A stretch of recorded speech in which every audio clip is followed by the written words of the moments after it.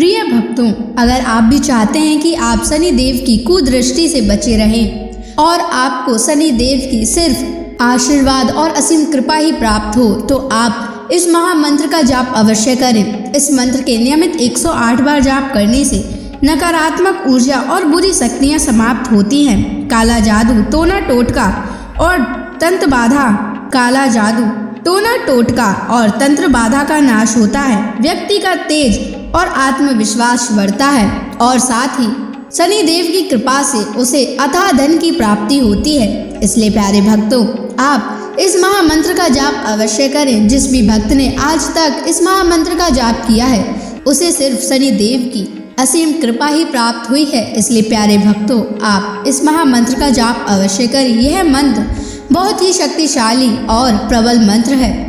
इस मंत्र का प्रभाव तुरंत ही दिखाई देने लगता है और साथ ही आपका जीवन सुखद हो जाएगा। अगर आप शनि देव का आशीर्वाद प्राप्त करना चाहते हैं तो इस वीडियो को लाइक और चैनल को सब्सक्राइब जरूर कर दीजिए और कमेंट बॉक्स में जय शनि महाराज अवश्य लिख दीजिए। तो चलिए भक्तों, मंत्र का जाप करना प्रारंभ करते हैं। ओम ह्रीं सन शनैश्चराय सर्वदोष निवारणाय स्वाहा। ओम ह्रीं सन शनैश्चराय सर्वदोष निवारणाय स्वाहा। ओम ह्रीं सन शनैश्चराय सर्वदोष निवारणाय स्वाहा। ओम ह्रीं सन शनैश्चराय सर्वदोष निवारणाय स्वाहा। ओम ह्रीं सन शनैश्चराय सर्वदोष निवारणाय स्वाहा। ओम ह्रीं सन शनैश्चराय सर्वदोष निवारणाय स्वाहा।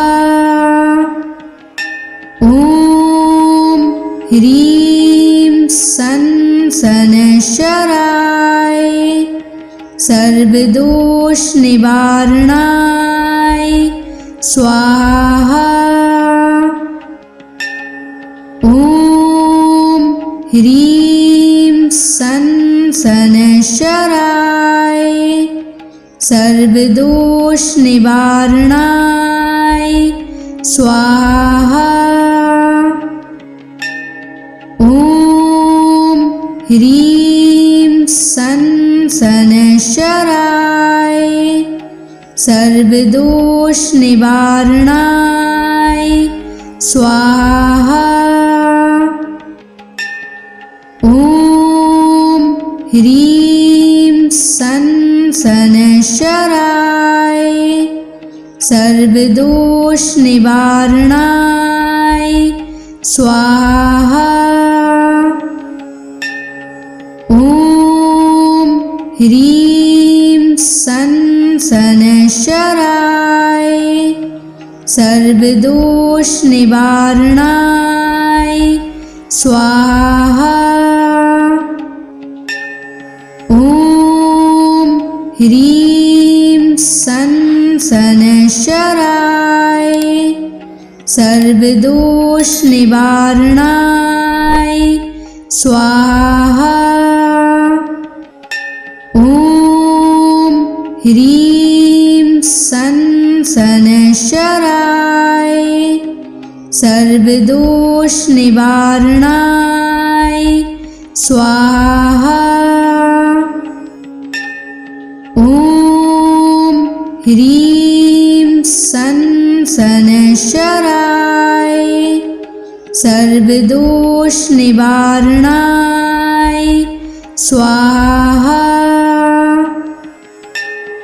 ॐ ह्रीं सन् शनैश्चराय सर्वदोषनिवारणाय स्वाहा।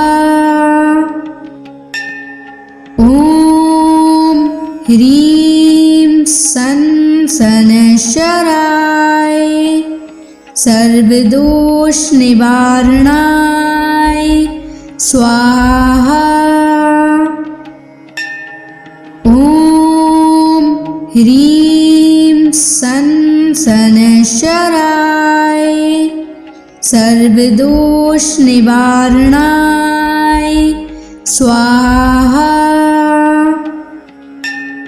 ॐ ह्रीं सन् शनैश्चराय सर्वदोषनिवारणाय स्वाहा। ॐ ह्रीं सन् शनैश्चराय सर्वदोषनिवारणाय स्वाहा। ॐ ह्रीं सन् शनैश्चराय सर्वदोषनिवारणाय स्वाहा। ॐ ह्रीं सन् शनैश्चराय सर्वदोषनिवारणाय स्वाहा। ॐ ह्रीं सन् शनैश्चराय सर्वदोषनिवारणाय स्वाहा। ॐ ह्रीं सन् शनैश्चराय सर्वदोषनिवारणाय स्वाहा। ॐ ह्रीं सन् शनैश्चराय सर्वदोषनिवारणाय स्वाहा। ॐ ह्रीं सन् शनैश्चराय सर्वदोषनिवारणाय स्वाहा। ॐ ह्रीं सन् शनैश्चराय सर्वदोषनिवारणाय स्वाहा। ॐ ह्रीं सन् शनैश्चराय सर्वदोषनिवारणाय स्वाहा। ॐ ह्रीं सन् शनैश्चराय सर्वदोषनिवारणाय स्वाहा। ॐ ह्रीं सन् शनैश्चराय सर्वदोषनिवारणाय स्वाहा। ॐ ह्रीं सन् शनैश्चराय सर्वदोषनिवारणाय स्वाहा। ॐ ह्रीं सन् शनैश्चराय सर्वदोषनिवारणाय स्वाहा।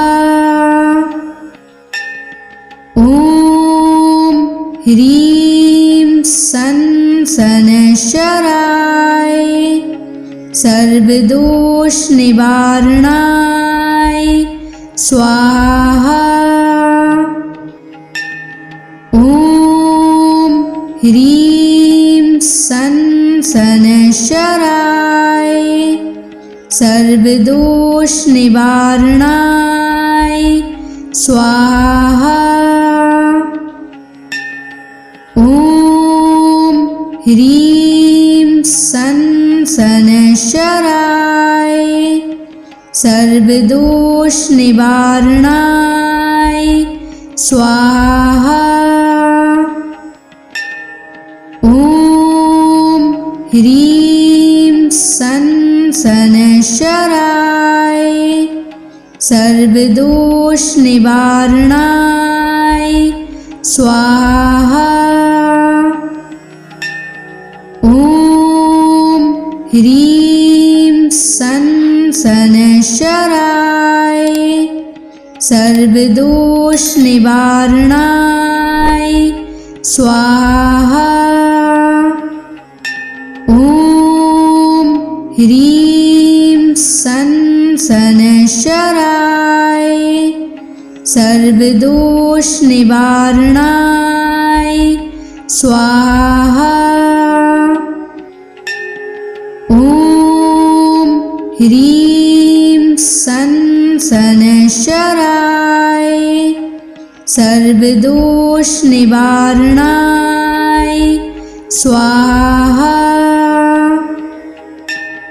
ॐ ह्रीं सनशराय सर्वदोष निवारणाय स्वाहा। ॐ ह्रीं सनशराय सर्वदोष निवारणाय स्वाहा। ॐ ह्रीं सनशराय सर्वदोष निवारणाय स्वाहा। ॐ ह्रीं सनशराय सर्वदोष निवारणाय स्वाहा। ॐ ह्रीं सनशराय सर्वदोष निवारणाय स्वाहा। ॐ ह्रीं सनशराय सर्वदोष निवारणाय स्वाहा। ॐ ह्रीं सनशराय सर्वदोष निवारणाय स्वाहा। ॐ ह्रीं सनशराय सर्वदोष निवारणाय स्वाहा। ॐ ह्रीं सनशराय सर्वदोष निवारणाय स्वाहा। ॐ ह्रीं सनशराय सर्वदोष निवारणाय स्वाहा। ॐ ह्रीं सनशराय सर्वदोष निवारणाय स्वाहा। ॐ ह्रीं सनशराय सर्वदोष निवारणाय स्वाहा। ॐ ह्रीं सनशराय सर्वदोष निवारणाय स्वाहा। ह्रीं सन शनैश्चराय सर्वदोष निवारणाय स्वाहा। ॐ ह्रीं सन शनैश्चराय सर्वदोष निवारणाय स्वाहा। ॐ ह्रीं सन शनैश्चराय सर्वदोष निवारणाय स्वाहा। ॐ ह्रीं सन शनैश्चराय सर्वदोष निवारणाय स्वाहा। ॐ ह्रीं सन शनैश्चराय सर्वदोष निवारणाय स्वाहा। ॐ ह्रीं सन शनैश्चराय सर्वदोष निवारणाय स्वाहा। ॐ ह्रीं सन शनैश्चराय सर्वदोष निवारणाय स्वाहा। ॐ ह्रीं सन शनैश्चराय सर्वदोष निवारणाय स्वाहा। ॐ ह्रीं सन शनैश्चराय सर्वदोष निवारणाय स्वाहा। ॐ ह्रीं सन शनैश्चराय सर्वदोष निवारणाय स्वाहा। ॐ ह्रीं सन शनैश्चराय सर्वदोष निवारणाय स्वाहा। ॐ ह्रीं सन शनैश्चराय सर्वदोष निवारणाय स्वाहा। ॐ ह्रीं सन शनैश्चराय सर्वदोष निवारणाय स्वाहा।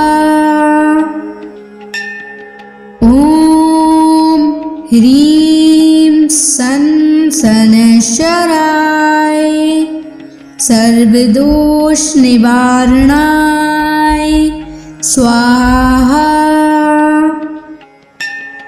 ॐ ह्रीं सन शनैश्चराय सर्वदोष निवारणाय स्वाहा।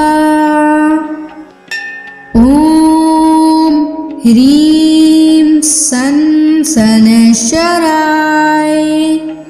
सर्वदोष निवारणाय स्वाहा। ॐ ह्रीं सन शनैश्चराय सर्वदोष निवारणाय स्वाहा। ॐ ह्रीं सन शनैश्चराय सर्वदोष निवारणाय स्वाहा। ॐ ह्रीं सन शनैश्चराय सर्वदोष निवारणाय स्वाहा। ॐ ह्रीं सन् शनैश्चराय सर्वदोषनिवारणाय स्वाहा। ॐ ह्रीं सन् शनैश्चराय सर्वदोषनिवारणाय स्वाहा। ॐ ह्रीं सन् शनैश्चराय सर्वदोषनिवारणाय स्वाहा।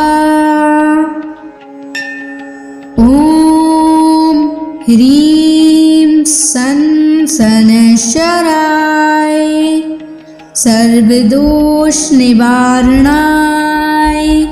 स्वाहा।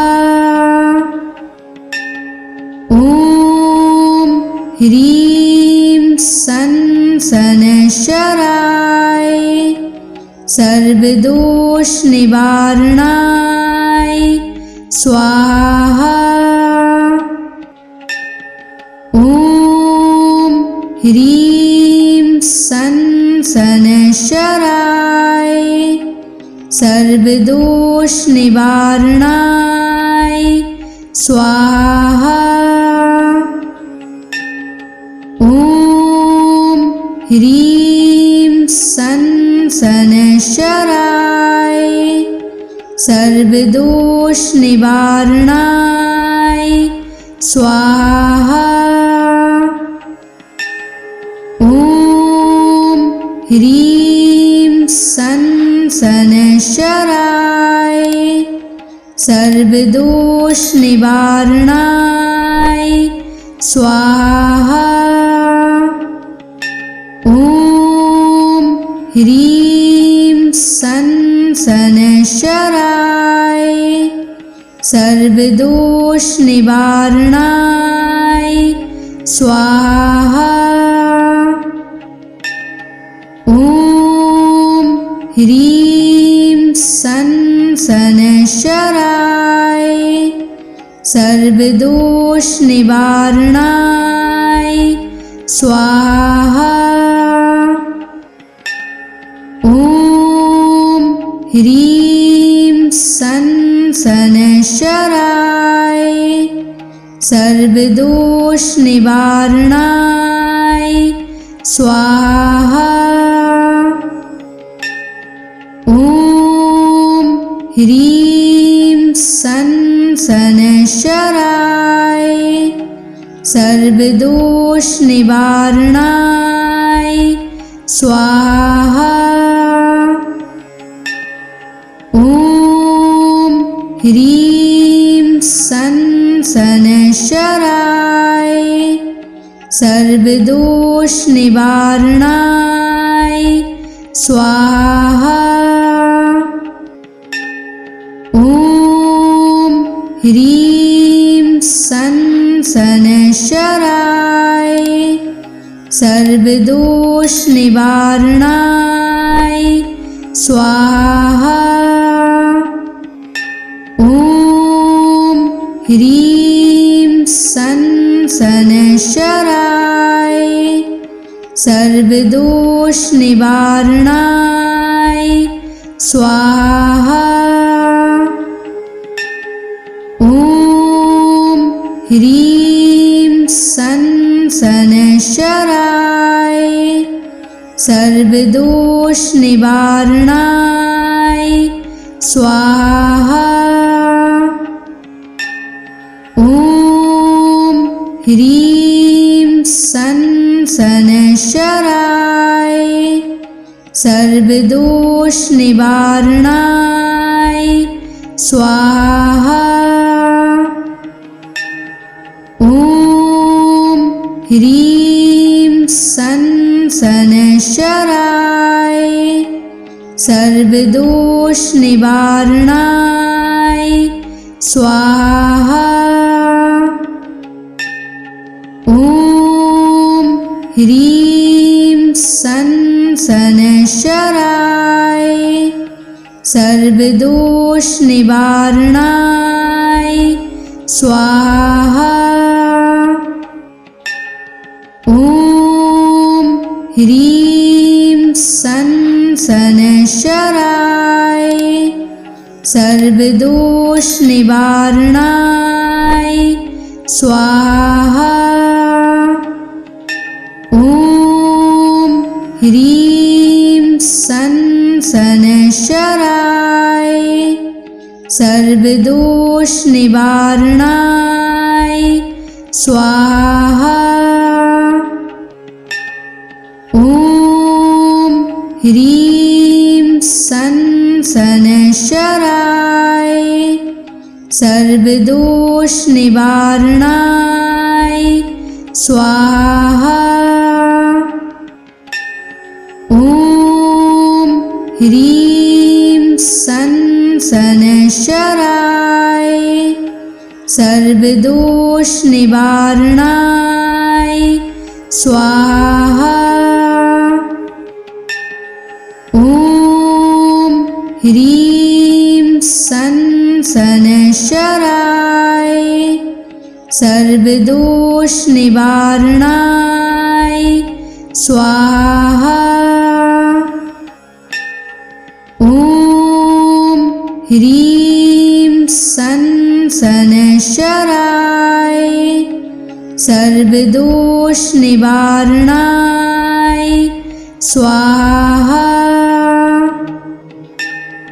ॐ ह्रीं सं शनैश्चराय सर्वदोष निवारणाय स्वाहा। ॐ ह्रीं सं शनैश्चराय सर्वदोष निवारणाय स्वाहा। ॐ ह्रीं सं शनैश्चराय सर्वदोष निवारणाय स्वाहा। ॐ ह्रीं सं शनैश्चराय सर्वदोष निवारणाय स्वाहा। ॐ ह्रीं सं शनैश्चराय सर्वदोष निवारणाय स्वाहा। ॐ ह्रीं सं शनैश्चराय सर्वदोष निवारणाय स्वाहा। ॐ ह्रीं सं शनैश्चराय सर्वदोष निवारणाय स्वाहा। ॐ ह्रीं सं शनैश्चराय सर्वदोष निवारणाय स्वाहा। ॐ ह्रीं सं शनैश्चराय सर्वदोष निवारणाय स्वाहा। ॐ ह्रीं सं शनैश्चराय सर्वदोष निवारणाय स्वाहा। ॐ ह्रीं सं शनैश्चराय सर्वदोष निवारणाय स्वाहा। ॐ ह्रीं सं शनैश्चराय सर्वदोष निवारणाय स्वाहा। ॐ ह्रीं सन शनैश्चराय सर्वदोष निवारणाय स्वाहा। ॐ ह्रीं सन शनैश्चराय सर्वदोष निवारणाय स्वाहा। ॐ ह्रीं सन शनैश्चराय सर्वदोष निवारणाय स्वाहा।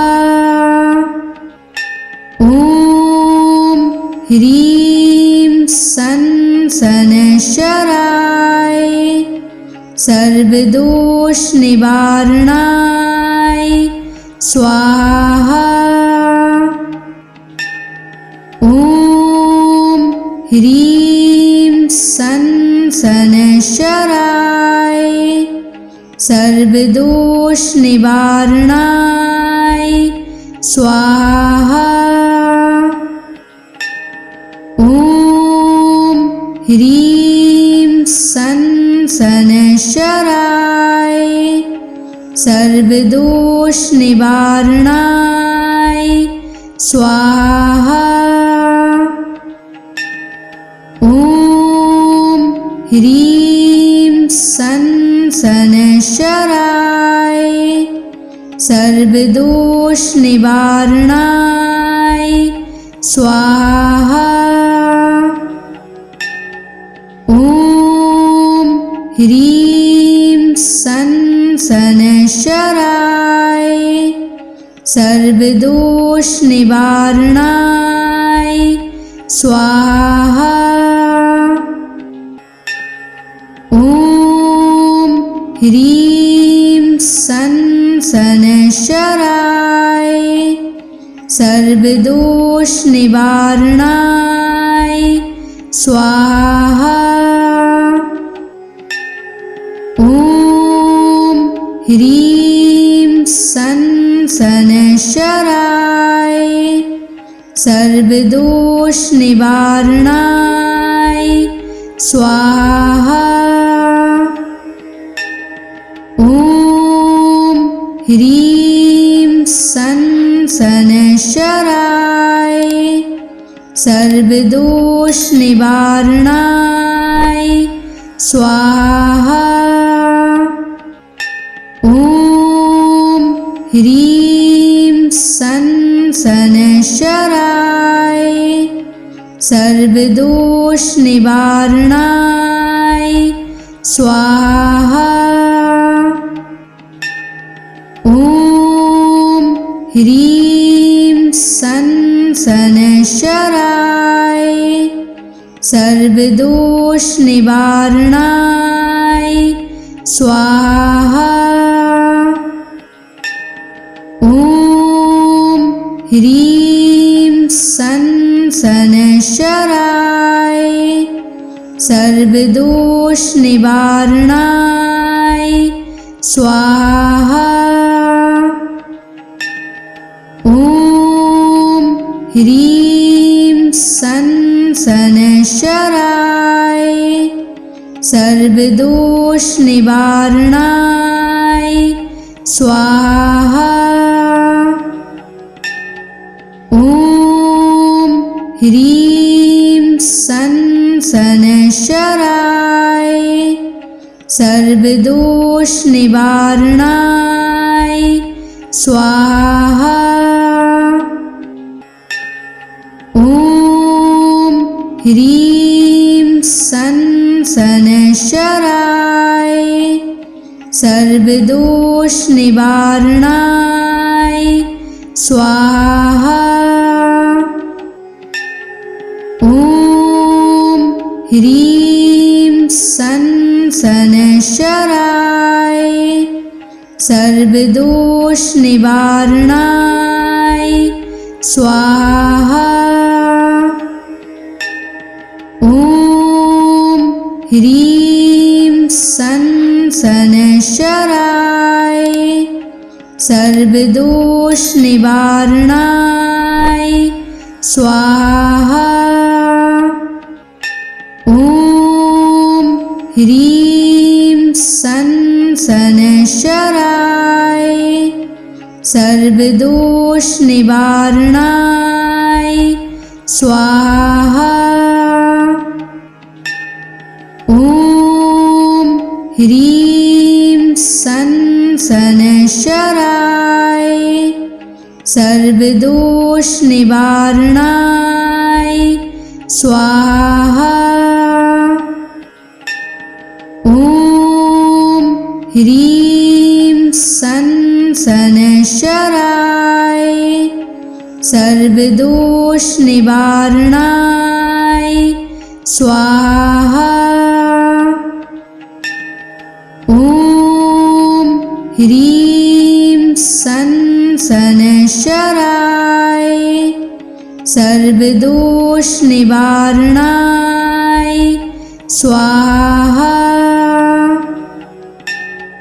ओम ह्रीं सन शनैश्चराय सर्वदोष निवारणाय स्वाहा। ओम ह्रीं सन शनैश्चराय सर्वदोष निवारणाय स्वाहा। ओम ह्रीं सन शनैश्चराय सर्वदोष निवारणाय स्वाहा। ओम ह्रीं सन शनैश्चराय सर्वदोष निवारणाय स्वाहा। ओम ह्रीं सन शनैश्चराय सर्वदोष निवारणाय स्वाहा।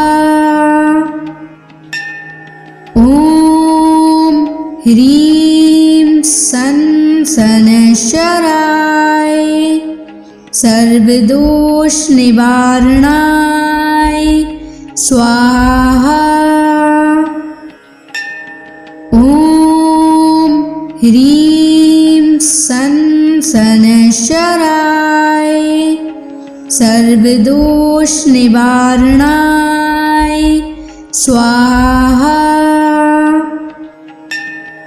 ओम ह्रीं सन शनैश्चराय सर्वदोष निवारणाय स्वाहा।